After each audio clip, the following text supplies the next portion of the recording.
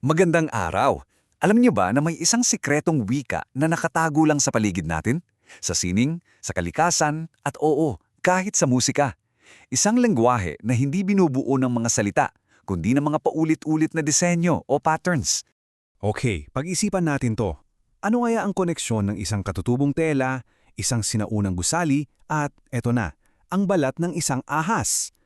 Parang ang layo ng mga bagay na yan sa isa't isa, di ba? Pero meron silang isang common secret. At ang sagot, nakatago yan sa wika ng mga paulit-ulit na disenyo o patterns. Lahat sila sumusunod sa isang uri ng grammar, isang set ng rules na nagsasabi kung paano sila dapat umulit. At ang nakakatuwa dito, yung grammar na yon ay purong matematika. Sa mundo ng math, ang tawag dyan ay freeze pattern. Isipin nyo lang yung mga border design na nakikita nyo sa mga pader o sa laylayan ng isang tela.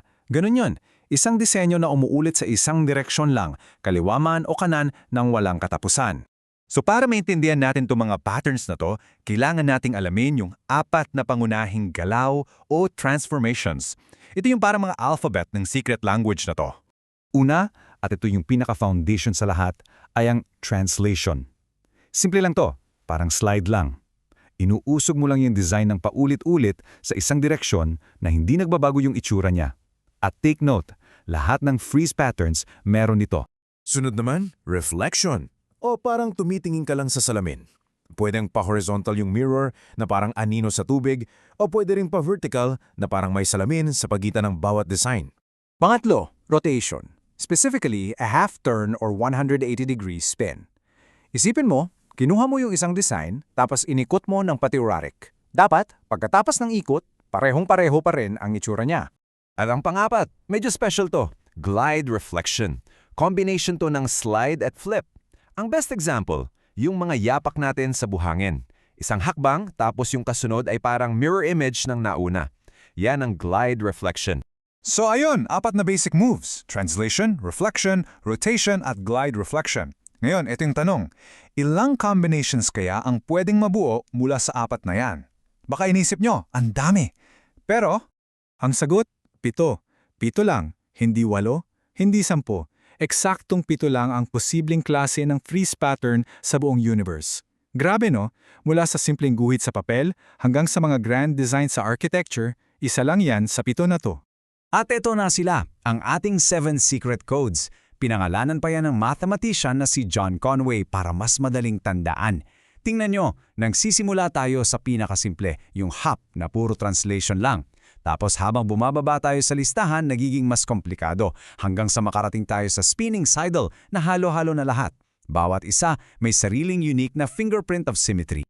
Okay, ngayong alam na natin yung 7 codes, balik tayo sa tanong natin kanina. Let's try to decode the world around us. Subukan nating hanapin sila. Halimbawa, sa music, yung mga paulit-ulit na beat ng snare drum sa sikat na piyesang Bolero ni Ravel, perfect example yan ng type 1, hop. Isang simpleng translation lang, paulit-ulit na rhythm na walang bago.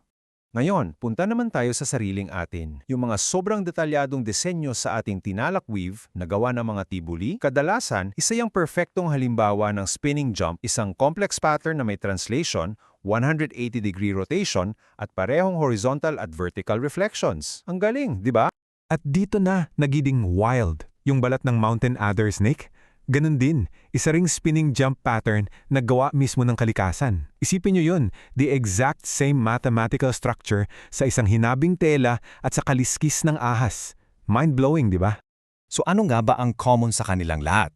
Sa tela, sa architecture, sa music, at sa ahas. Lahat sila nagsasalita ng iisang wika, ang wika ng symmetry. Lahat sila ay gumagamit ng isa sa 7 freeze patterns. Ito yung patunay na konektado talaga ang sining, kalikasan at matematika in ways na di natin aakalain.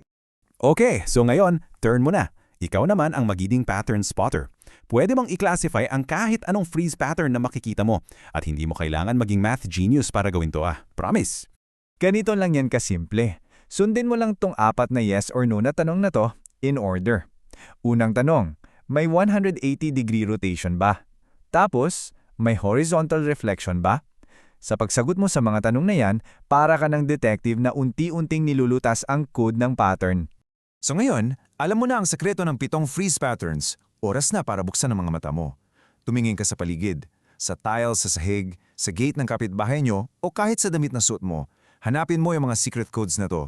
Maniwala ka sa akin, yung dating ordinaryong mundo, biglang magiging puno ng mga nakatagong wika na naghihintay lang na basahin mo.